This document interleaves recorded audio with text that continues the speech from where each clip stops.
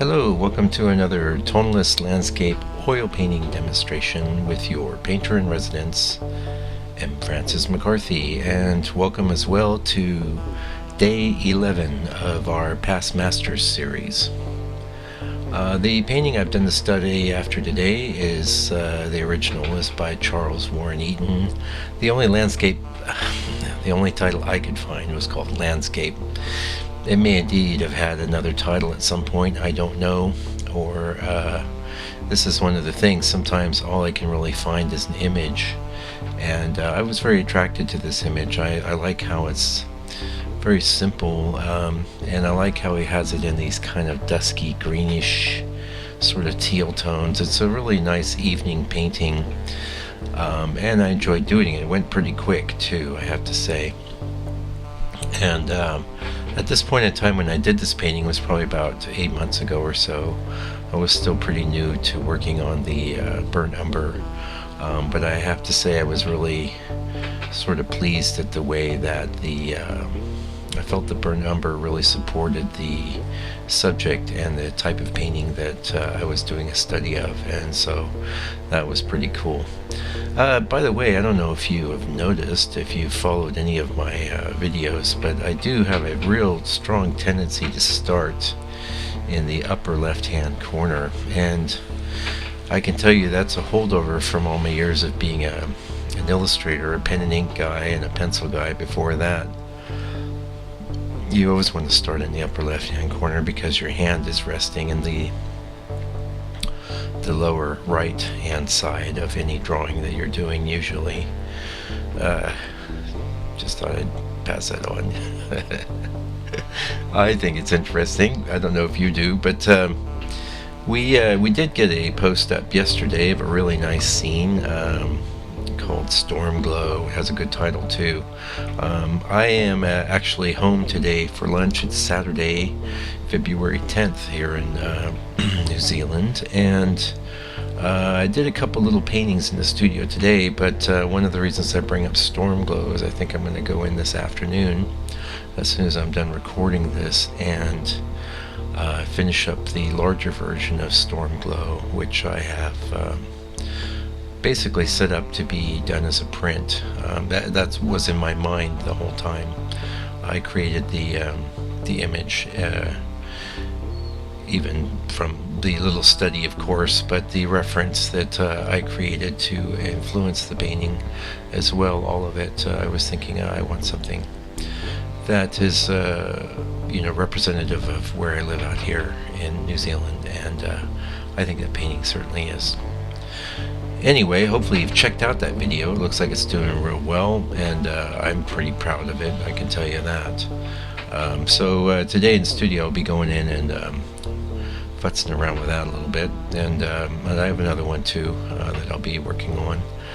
And like I mentioned in the last Past Masters we did last week, I need to decide what I'm going to do with the Past Masters series going forward. I do recognize that it's some of the more popular content that I put up online, and I really love doing them, so that's two big pushes towards me continuing with it.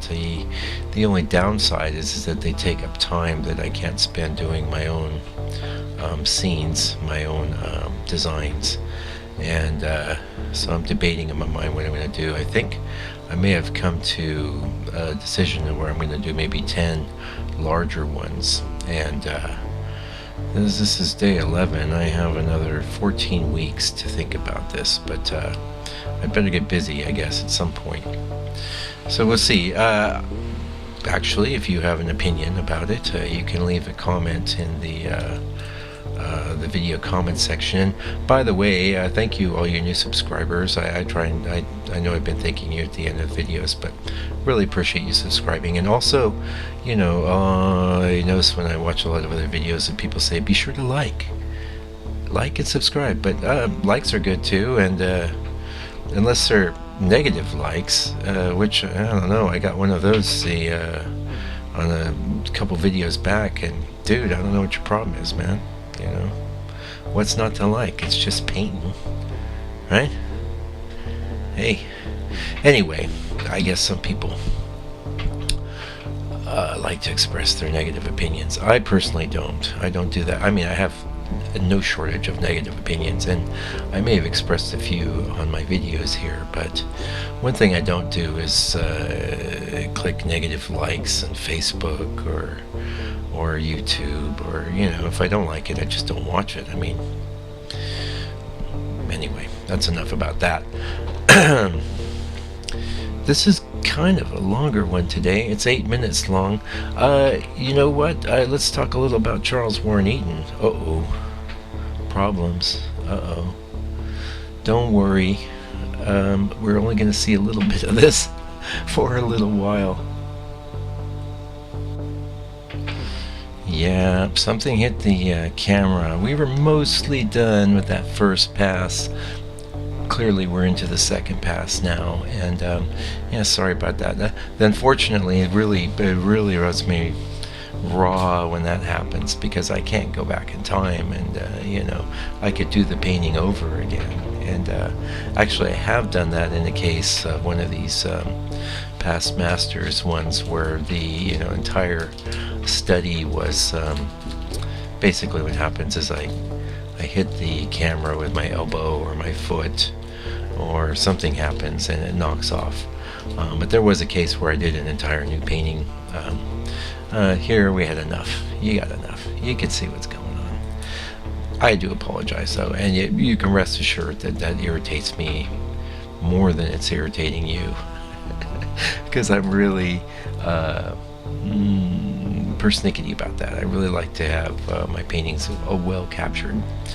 Anyway, Charles Warren Eaton, painter in the late 19th century and into the early 20th century.